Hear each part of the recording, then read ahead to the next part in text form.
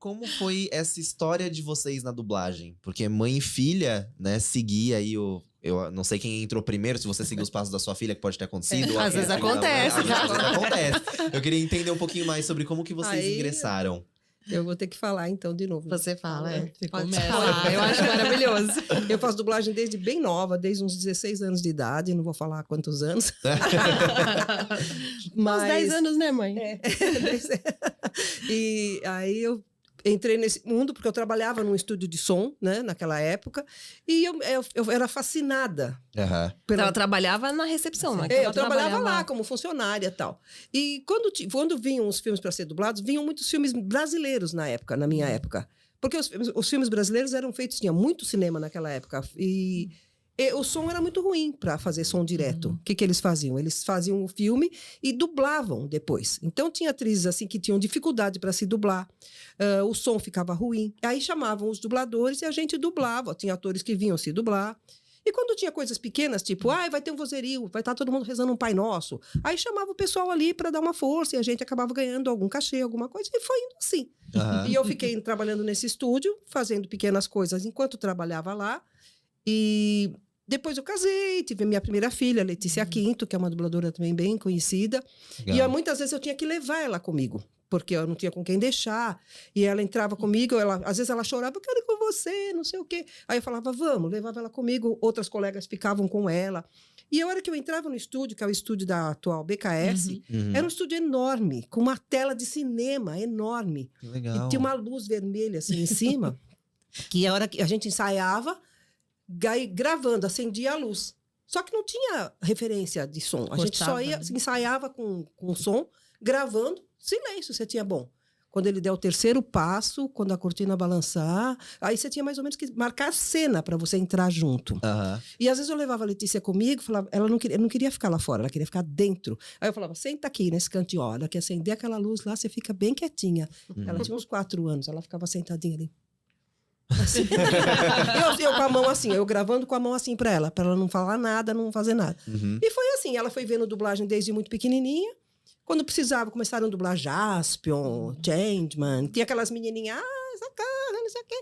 Então, será que ela faz aquela menininha? Será que ela faz aquela menininha? E ela foi fazendo. E foi estar na dublagem, hoje é uma diretora, tem curso de dublagem. E a Luciana foi pelo mesmo caminho. Né? Aí você conta da sua história, Luciana. Não, eu também, a mesma coisa. Minha mãe ia gravar, meu pai, que também é dublador, né? O pessoal fala que é o clã, né? Os primos, né? O bom é que o talento já puxou do sangue, entendeu? E aí eu ia pequenininha e foi a mesma coisa. Foi até na Alamo, a Nair. Tem uma menininha aqui, será que a Luciana faria? Não sei o que e tal. Eu fiz aquela menininha também nessas séries japonesas, não lembro qual que era. E aí fui fazendo uma coisinha, outra, só que chegou uma época que eu falei, não, eu não quero ser dubladora, eu quero ser veterinária. Minha mãe falou, você não quer dublar? Então tá bom, então não vou mais pegar trabalho pra você. Eu falei, tá bom. Revoltou. E aí eu parei de dublar, né? eu devia ter uns 12 anos, eu comecei a dublar, devia ter uns 9, né? Com uns 12 eu parei e fiquei sem dublar até uns 15. Nossa. Aí depois eu Não, falei... você parou depois, você estava fazendo, você estava na faculdade? Não, eu já tava dublando na faculdade. Você dublava desde novinha, Então, eu voltei com uns 15. Voltei com uns 15 anos, comecei a dublar e eu terminei o colégio. Eu comecei a fazer a faculdade de veterinária, conciliando a faculdade com o trabalho. Eu fiz 1 ano e meio de veterinária. Olha. E aí eu parei e falei, não, eu quero ser dubladora. E fui investir na dublagem e parei a veterinária. Ela E tô aí ia até hoje. direto, já com aquele jaleco branco, chegava lá para dublar. E o Alan, que era o dono da Alamo, Aham. filho do seu Michael Stoll, ele é veterinário.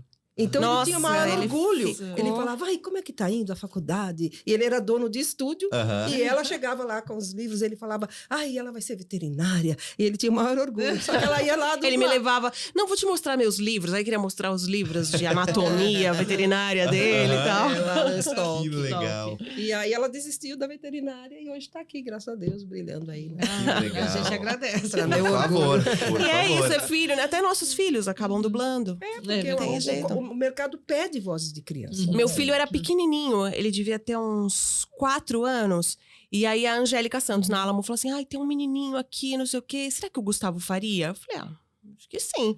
Aí colocou o Gustavo no estúdio, era até uma cena daquela série Ugly Betty. Aham. E o menininho ficou na cena e ele falava no fundo. Mas ele nem fazia parte da cena, então tinha que cobrir aquela criança falando. E aí colocaram ele pra fazer, a Maria Inês entrou no estúdio, porque ele não parava de se mexer, ficou segurando a Maria Inês, era a esposa do Alan.